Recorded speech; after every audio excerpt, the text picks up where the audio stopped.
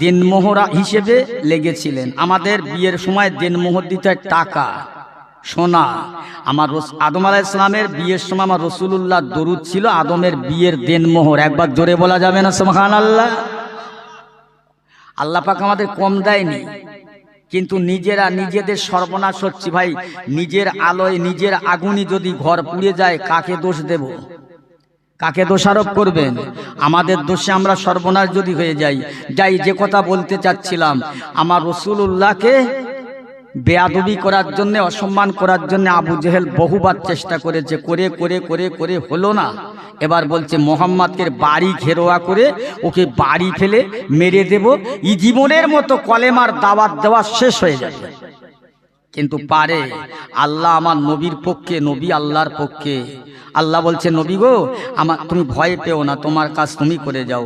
আবু জেহেল অনেক লোকজন ইহুদি খ্রিস্টান কোরের বংশে থেকে লোক সব খাড়া করে দলবল তৈরি করে চারপাশে ঘেরোয়া করলেন, বাড়ি ঘেরোয়া করলেন। আল্লাহর ফেরেশতা জিবরাইল আলাইহিস সালাতু ওয়াস সালামকে দিয়ে আল্লাহ খবর দিচ্ছেন, এ জিবরাইল যাও আমার হাবিবের দরবারে যাও, আমার হাবিবের কাছে চলে যাও, গিয়ে বলো যে কোনি মক্কা ছেড়ে মদিনায় যেতে আমার হাবিবের বিরুদ্ধে অনেক শত্রু লেগে গেছে, আল্লাহর হুকুম হয়েছে।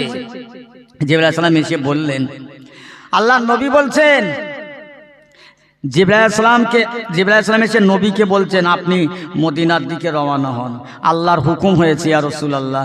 আল্লাহর নবী যাবেন, যাবার আগে হযরত আলী রাদিয়াল্লাহু তাআলা আনহুকে নবী ডাকলেন, ডেকে বললেন, বাবা আলী আমি চলে যাব মদিনায়। কেন হুজুর? আমি মক্কা থেকে চলে যাব মদিনায়। কেন হুজুর?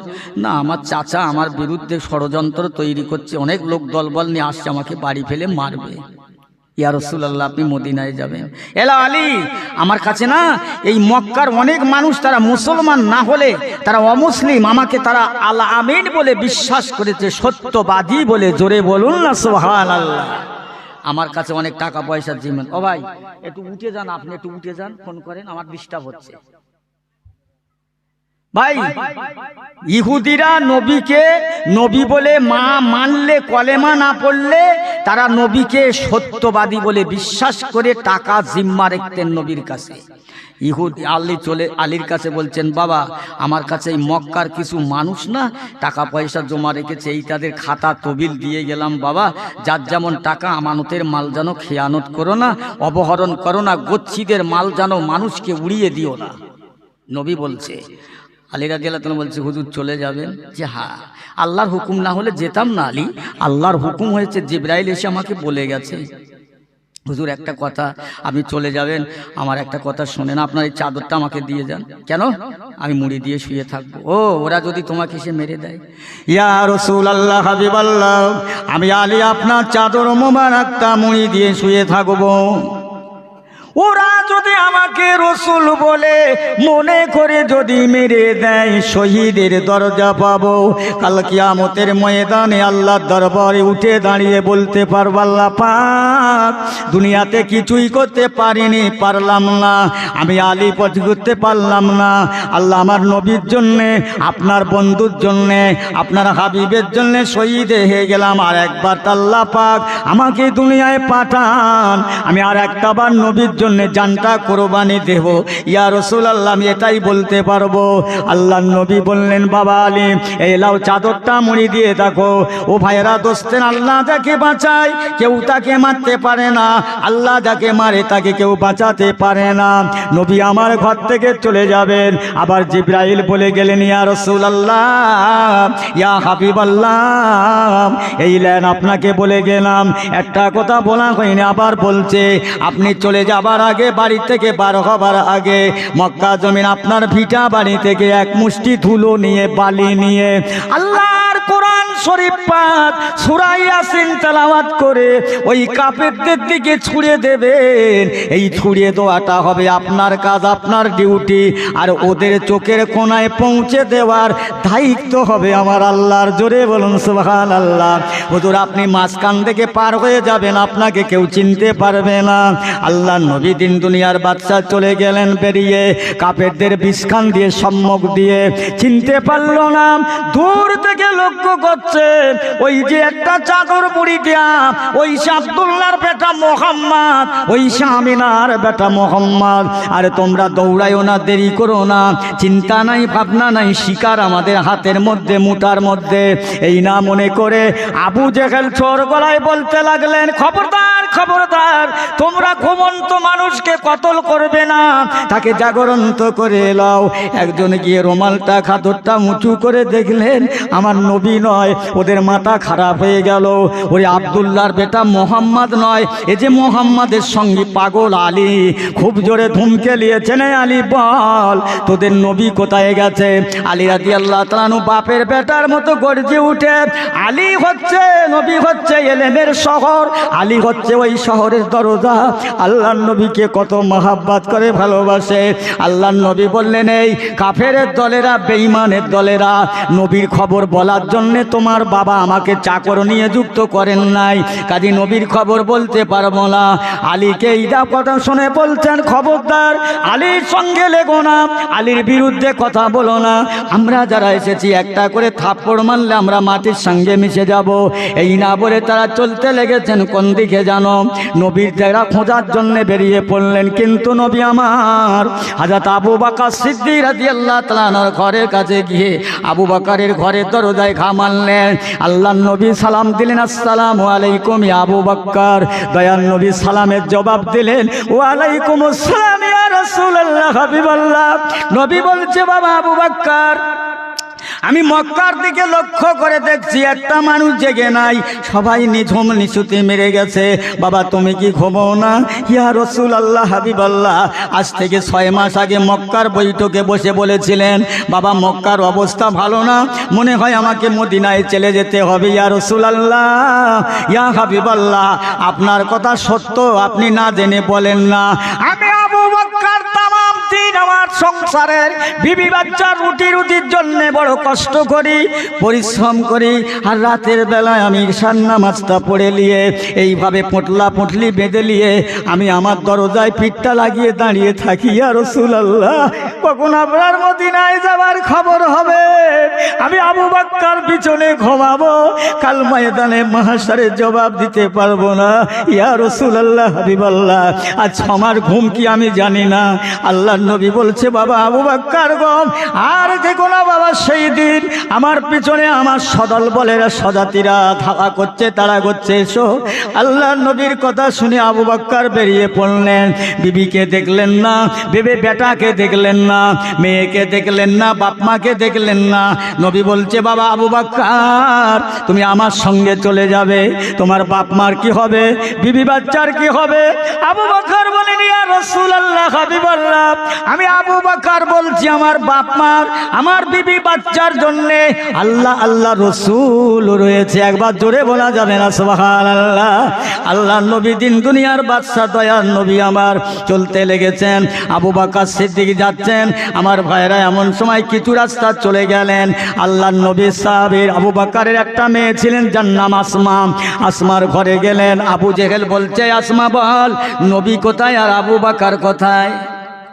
আবু বকর নবীর খবর আল্লাহ জানে, আমি কি জানি। এই কথা যেই বললেন, আবু জেহেলের দল আসমার গালে এত জোরে চড় মারলেন। আবু বকর বলছে, ও আল্লাহর হাবিব, আল্লাহ রসুল আমার কথা শোনার মানে আমার কন্যা আসমার গালে চড় মেরেছে, ছটপট করছে, আমাকে আব্বা আব্বা বলে চিৎকার করছে, আমি কানে শুনতে পাচ্ছি। ইয়া রাসূলুল্লাহ, আল্লাহর নবী যায়, আবার দাঁড়ায়, আবার যায়, আবার দাঁড়ায়। আল্লাহর নবী ঝরঝর করে কাঁদেন। আল্লাহ রসুলকে সাহাবী আবু বকর বললেন, ইয়া রাসূলুল্লাহ হাবিবাল্লাহ, আপনি এমন করছেন কেন? চলুন, দেরি করবেন না। ও বাবা আবু বকর, যদি আল্লাহ পাক আমাকে হুকুম না দিতেন, ওরা যদি আমাকে টুকরা করে দিতেন, যেতাম না। আমার মনের বড় স্বাদ, মনে বড় ইচ্ছা, আল্লাহর কাবাকে তওয়াফ করব, আল্লাহর কাবাকে খিদমত করব, কিন্তু ওরা হতে দিল না। দরুদ শরীফ আল্লাহুম্মা। হ্যালো, আচ্ছা বলছি, এবার মাইকে সাউন্ড দাও ওদিকে।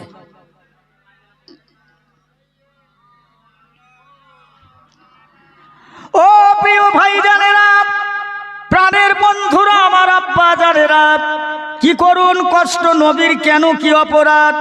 নবী ইমানের কথা বলে, ইসলামের কথা বলে, তাই নবীর বিরুদ্ধে এমন করতে লাগলেন। আল্লাহর নবী যায় আর পিছিয়ে দাঁড়ায়, আবার দাঁড়ায়, আবার কাঁদে। আল্লাহর নবী বলছে, হায় রে কাবা, আজকে কানগার মানুষ আমাকে তোর কাছে থাকতে দিল না। নবী আমার যায়, হাউ মাউ করে কাঁদে। হযরত আবু বকর নবীকে সান্ত্বনা দেয়, হুজুর কাঁদবে না, আল্লাহ যদি রাজি হয়, আল্লাহ যদি সহায় হয়, ইনশাআল্লাহ আল্লাহ যদি রাজি থাকে, এই কাবায় আবার মক্কায় আল্লাহ ফিরিয়ে আনবে। হুজুর চলুন চলুন। নবী আবার চলতে লাগলেন। বাবা হাঁটা রাস্তা, পাহাড় পর্বত তরদে পাড়ি দিয়ে। বাবাইরে আমার দোস্তেরা, মক্কা থেকে মদিনায় আমি আলেমদের মুখে শুনেছি, কেউ বলেছে 300 কিলোমিটার রাস্তা, কেউ বলেছে 500 কিলোমিটার রাস্তা। ও মুসলমান, মক্কা থেকে মদিনা এত দূরত্ব ভাই। মদিনায় চাঁদ উঠলে মক্কার মানুষ দেখতে পায় না।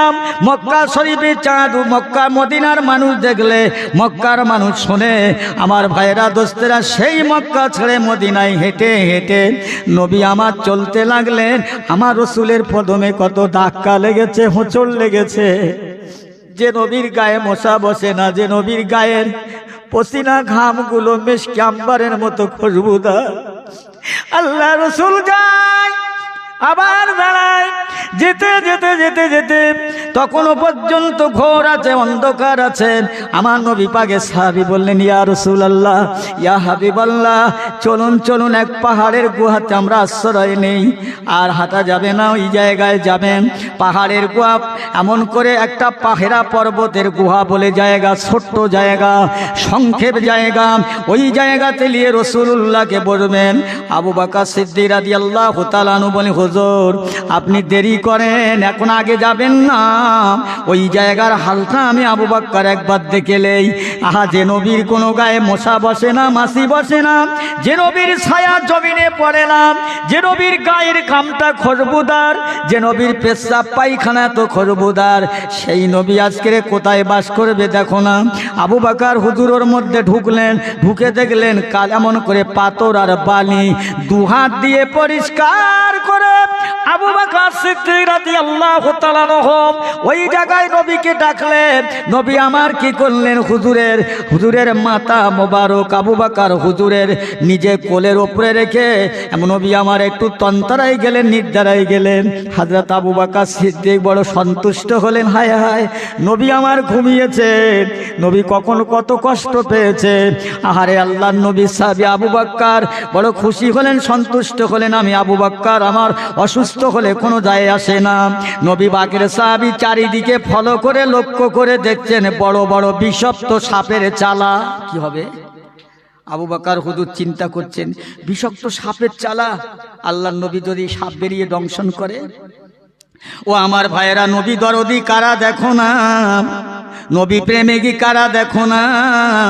নিশ্চয়ই আপনাদের কথা জানা আছে, শোনা আছে, তাই জানা শোনা কথাটা আবার পুনরায় আলোচনা করতে চাই। আবু বকর হুজুর নিজের মাথায় হাত দিয়ে দেখলেন পাগড়ি আমামা। ওই পাগড়িটা খুললেন, খুলে টুকরো টুকরো করে ছিঁড়ে ছিঁড়ে তামাম চালাগুলো আটকে দিলেন, বন্ধ করে দিলেন। কিন্তু একটা চালা খুলল না। ওই চালাটা আবু বকর হুজুরের পর নিকটবর্তী কাছাকাছি নিজের পায়ের গোড়ালি দিয়ে আটকে রাখলেন। নবী আমার ঘুমাতে লাগলেন, আটকে রাখলেন চালাটায়। আমার ভাইয়েরা, পাহাড়ের তলদেশে একটা সাপ একবারে চালায় যায়, ও চালায় যায়, এখানে যায়, ওখানে যায়, বার হতে পারে না। আবু বকর যে গোড়ার পায়ের গোড়ালিটা যে চালার মুখে আটকে রাখলেন, ওই চালার মুখে যে সাপটা বারে বারে বারে বারে অমন করে সফল দিলেন, দংশন করলেন। আমার নবী পাকের খাবি আবু বকর নিজের দেহ এত চঞ্চলতা হয়ে জ্বালা করে, সাপের কামড়ের, সাপের বিষের জ্বালা যার সাপে কামড়ায় সেই জানে। আবু বকর কাঁদতেছেন, চোখ দিয়ে পানি বার হচ্ছেন, তবু নবীকে জাগায় না। না, তবু নবীকে ডাকছেন না। চোখের পানি আর বাধা দিতে পারলেন না। এক টোপা পানি আমার রাসূলুল্লাহর চেহারা মোবারকে অবস্থান করলেন। নবী আমার ঘুম ভেঙে গেলেন। নবী আমার কি করলেন, আবু বকর হুজুরের মুখের থেকে তাকিয়ে বলছে, বাবা আবু বকর, আজকে তোমার জন্মভূমির কথা মনে পড়েছে, আজকে তোমার বিবি বাচ্চা ছেলে মেয়ের কথা মনে পড়েছে। ইয়া রাসূলুল্লাহ, হাবিবাল্লাহ, না না, আমি আবু বকরকে মাফ করবেন, বেয়াদবি ক্ষমা করবেন ইয়া রাসূলুল্লাহ। আমার বাল বাচ্চার কথা মনে পড়েনি, আব্বা মায়ের কথা, জন্মভূমির কথা মনে পড়েনি ইয়া রাসূলুল্লাহ। আজ মনে হয়েছে এটাই জন্য কাঁদছি।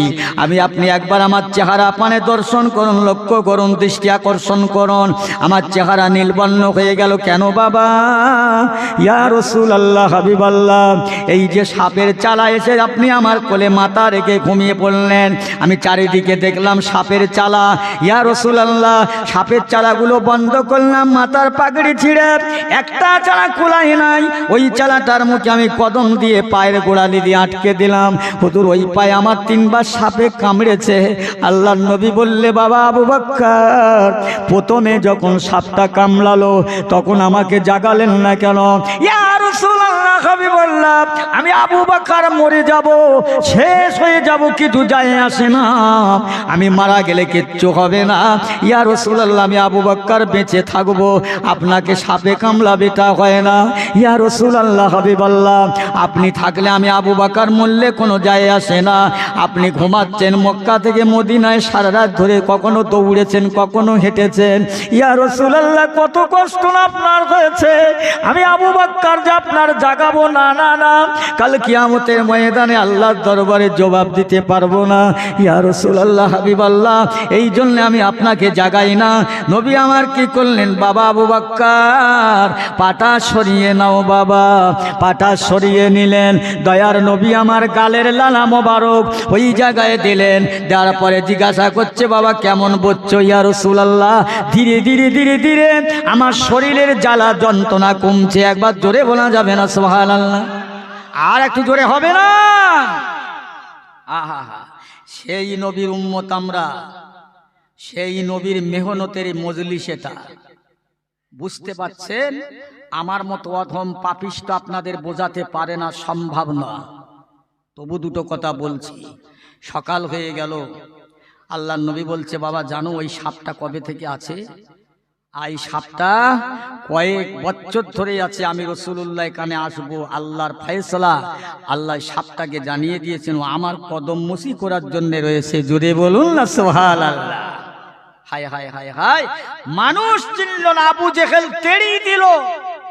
আবু জেহেলের তাড়নায় আল্লাহর ফয়সালা, মদিনায় চলে গেলেন। মদিনা শরীফে গিয়ে সংক্ষেপ, মদিনার মানুষেরা নবীকে পেয়ে তারা যেন আসমানের চাঁদ পেয়েছে। জোরে বলেন না সুবহানাল্লাহ।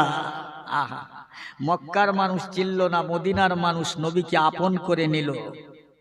আহা, সেই নবী মদিনায় গিয়ে কি বলো, মসজিদে নবাবী শরীফ তৈরি করলেন।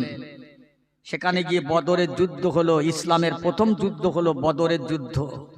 বদরের যুদ্ধ রাসূলুল্লাহর মাত্র সংখ্যা ছিল 313 জন, আর আবু জেহেলের সৈন্য ছিল 3500। মক্কা থেকে মদিনায় রসুলকে তেড়ে দিয়ে আবু জেহেল তাও শান্তি পায়নি, যুদ্ধ ঘোষণা করলো। আবু জেহেল এটাও ঘোষণা করলো যে মদিনায় থেকে কোনো মানুষ যদি মক্কায় আসে তাকে মদিনায় ফেরত হবে না, মক্কার মানুষ যদি মদিনায় যায় তাকে মক্কায় ফেরত দিতে হবে। কিরকম বিচার দেখেন আবু জেহেলের সিদ্ধান্ত। মক্কা থেকে কোনো মানুষ মদিনায় গেলে তাকে মক্কায় ফিরিয়ে দিতে হবে।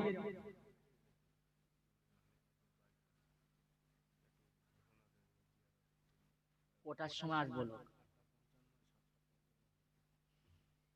সেটা আমাকে বলো কটায় আসবে। একটা নাস্তা পানি করুক, হলো আসার 10 মিনিট আগে আমাকে খবর দেওয়া যাবে।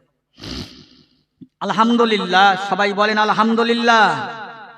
আমরা যার আশায় আশান্বিত হয়ে বসে আছি, আমাদের মাতার সেতাহাজ জ্ঞানগর্বের আলহাজ হযরত জনাব মাওলানা মুফতি ইউনুস সাহেব, আমাদের মহব্বতের মানুষ। আলহামদুলিল্লাহ, তিনি এসে গিয়েছেন, ঠিক সময়ে তিনি স্টেজে আসবেন। এখনো যারা বাইরে আছেন সবাই এসে বসে যান। আলহামদুলিল্লাহ তিনি আসবেন, কোনো চিন্তা নেই, কোনো টেনশন নেই, তিনি এসে গেছেন, আসবেন।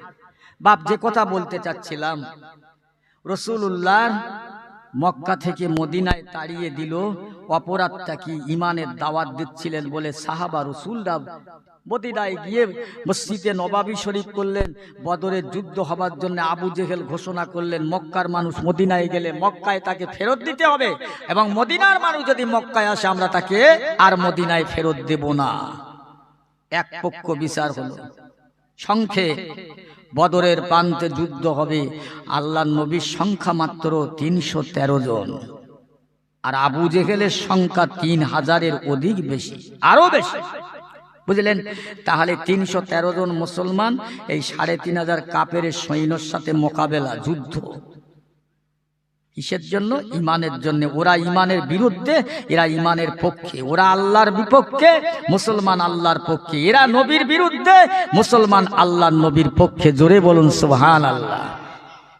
সংখ্যা এরা কম, কিন্তু এদের মোকাম্মাল ইমান ছিল। এদের না ছিল দুনিয়ার কোনো বৈভব, দুনিয়ার কোনো চাকচিক্য, ছিল শুধু এদের ইমানি শক্তি। একটু জোরে বলেন না সুবহানাল্লাহ। ইমানি শক্তি। আহা, বদরের ময়দানে সব চলে গেলেন, বদরের ময়দানে গেলেন আল্লাহ নবী, দিন দুনিয়ার বাদশাহ। সাহাবায়ে হুজুররা সমস্ত বদরের প্রান্তটা ঘোরাঘুরি করলেন, দেখলেন আবু জেহেলের সংখ্যা অনেক অনেক অনেক।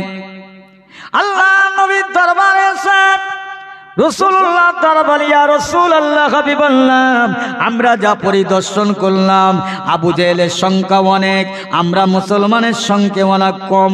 ইয়া রাসূলুল্লাহ, কাল সকাল হলে যুদ্ধ হবে, জিহাদ হবে, মুসলমানকে রাখবে না।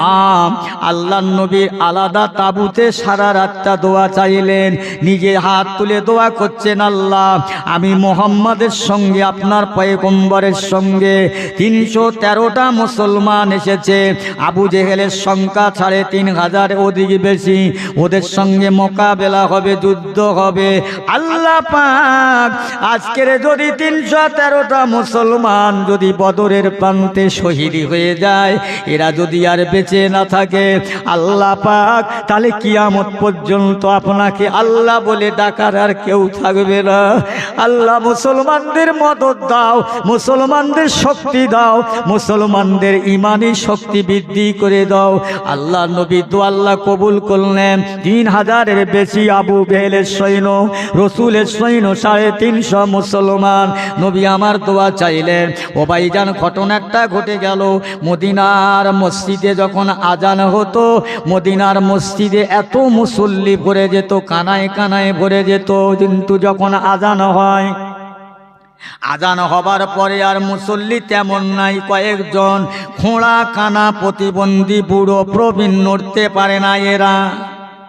ও মুসলমান, দুটো বাচ্চা মায়ের সন্তান, তারা মায়ের কাছে গিয়ে বলছে, মা ঘটনাটা ঘটে গেছে বলবেন। এর আগে যখন মসজিদে আজান হতো, এত মুসল্লি মদিনার মসজিদে পড়ে যেত কানায় কানায়, কিন্তু আজকের মদিনার মসজিদে আজান হলে মুসল্লি এত সংখ্যা কমে গেছে। মা কতকগুলো খানা কানা বাবা, কতকগুলো বুড়ো জহির, সে মানুষগুলো গেল কোথায়? মা বলছে, বাবা তোমরা কি জানো না? না তো মা জানি না, বলো না ঘটনা কি হয়েছে। মা বলছে, বাবা আবু জেহেল বিশ্ব নবীর মনে বড় কষ্ট দেয়, মক্কা থেকে তাড়িয়ে মদিনায় দেও শান্তি পাইনি বাবা। সেই আবু জেহেল তার সংখ্যা অনেক, আল্লাহ নবী তার সংখ্যা কম বাবা। তোমার বাপ চাচারা ভাইয়েরা মুরব্বীরা আল্লাহ নবীর পক্ষে, ইমানের পক্ষে, ইসলামের পক্ষে, নবীর পক্ষে হয়ে তারা আবু জেহেলের বিরুদ্ধে লড়াই করতে গেল। আবু জেহেলের সৈন্যরা মুসলমানের বিরুদ্ধে, মুসলমান আবু জেহেলের বিরুদ্ধে ইমানের পক্ষে বাবা লড়াই করতে গেছে। আল্লাহ নবীর সঙ্গী তারা হয়ে চলে গেছে। মা মা আমার মুরব্বীরা, বড় ভাইয়েরা, আব্বা জানেরা, চাচা জানেরা আজকের ইমানের জন্য লড়াই করবে, শহীদ হয়ে যাবে। মা আমরা কি পারবো না? আমাদের গেটু যাবার সমস্ত ক্ষমতা নাই। বাবা তোমরা কি পারবে? আমরা আম্মা যান, না পারার কি আছে মা, একটু দোয়া করুন না, আমাদের একটু ছোট ছোট দুটো তলোয়ার দেন না মা, বড়দের জন্য বড় বড় তরোয়ার থাকবে, আমরা ছোট মানুষ বলে কি আমাদের ছোট তরবারি হবে না, দাও না মা। আমাদের বাচ্চাদের সঙ্গী হয়ে আল্লাহর নবীর পক্ষে, আল্লাহর পক্ষে, ঈমান ইসলামের পক্ষে আমরা লড়াই করব, আবু জেহেলের বিরুদ্ধে লড়াই করব। কেমন মার কেমন বেটা, ও যুবক ভাইয়েরা, সোনার মানিকেরা, দুটো বাচ্চা মায়ের কাছে বললেন, মা বলে দাঁড়াও বাবা, ঘর থেকে ঘুরে আসি, ঘরে থেকে ছোট্ট ছোট দুটো তলোয়ার আনলেন, এই লাও বাবা, তোমরা কি পারবে, যাও। ও আম্মা জান, এখান থেকে বদরের ময়দান কত দূরে বাবা, এখান থেকে বেশ কিছু দূরে কিংবা বহু দূরে হতে পারে, যাও বাবা, তবে একটা কথা শুনে নাও, তোমরা যদি যুদ্ধের ময়দানে শহীদ হয়ে যাও, তোমরা যদি আর ফিরে এসে আমাকে মা বলে না ডাকো, আমার কোনো দুঃখ লাগবে না, ব্যথা লাগবে না, আমার মনের কোনো জ্বালা থাকবে না, তবে শুনে রাখো বাবা, তোমরা এই বেঈমান আবু জেহেলকে জাহান্নামে দিয়ে তবে না তোমরা যদি শহীদ হতে পারো, হবে। একবার জোরে বলা যাবে না সুবহানাল্লাহ? যাও, বেঈমান আবু জেহেলকে জাহান্নামে পাঠিয়ে তবে তোমরা শহীদ হয়ে যেও, যদি আল্লাহ রাজি হয়। তোমরা যদি শহীদ হয়ে যাও আর যদি না ফিরে আসো, আমি মা হিসাবে কোনো দুঃখ লাগবে না। কাল কিয়ামতের ময়দানে মহামাতে আল্লাহ তাআলার দরবারে বলতে পারবো, আল্লাহ পাক, আমি মেয়ে ছেলে মানুষ, আমার আমল নাই, আমার তেমন ইবাদত নাই, আল্লাহ আমার কলিজা ছেঁড়া নারী ছেঁড়া সন্তান দুইটা, আমার মা বলে ডাকা বাচ্চা, যাদের পরে নামাজ ফরজ হয় নাই, তারা আজকে বদরের প্রান্তে নবীর পক্ষে হয়ে, রসুলের পক্ষে, ঈমান ইসলামের পক্ষে হয়ে লড়াই করতে গিয়ে তারা শহীদ হয়ে গেছে। আমি সেই শহীদানের মা, জোরে জোরে বলুন সুবহানাল্লাহ। আজকাল কি হচ্ছে, আজকাল হচ্ছে অন্যরকম মা, সেই মানে ভাইরা বাবাজিরা আমার দোস্তেরা, কি মামুন ঈমানওয়ালা কাকে বলে, ধর্ম মানা মানুষ কাকে বলে। দুটো বাচ্চা চলে যাচ্ছে, বদরের প্রান্তের কাছাকাছি গেলেন।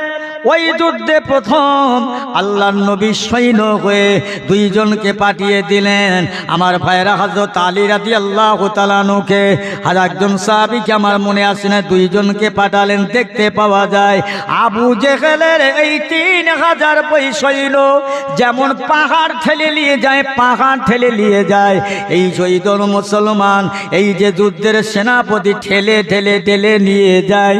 এমত সময়ে দুটো বাচ্চা পিছন দিয়ে গিয়ে বলছে, আয় আমাদের সরদার, ইয়া সাইয়্যিদুনা, ইয়া সাইয়্যিদুনা, আমাদের সরদার, আয় আমাদের নেতা, বলো বলো বলো বলো, এই কারা, তোমরা কারা? বাচ্চা মানুষ, যাও ফিরে যাও বাবা, এটা জিহাদের মাঠ, এটা জিহাদের ময়দান, এটা খেলার মাঠ না, এখানে আসলে তলোয়ারের মুখে টুকরো টুকরো হবে বাবা, তোমরা যার বাচ্চা তার কোলে ফিরে যাও। ওই সময়ে বলছে, হুজুর আমাদের ফিরে যেতে বলবেন না, আমরা জনম দুঃখিনী গর্ভধারিণী মায়ের দোয়া নিয়ে এসেছি।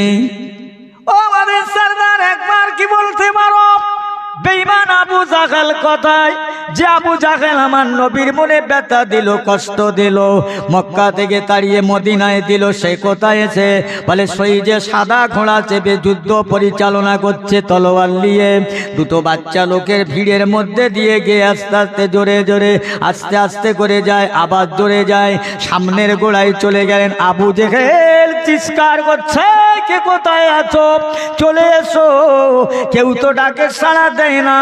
এক ভাই কি করছেন, ভাই যান আমাকে আগে শহীদ হবার সুযোগটা দেন না। আর এক ভাই বলছে, ভাই আমাকে আগে শহীদ হবার সুযোগটা দেন, আমি শহীদ হবার আগে বেঈমান আবু জেহেলকে এখন জাহান্নামে পাঠাতে চাই।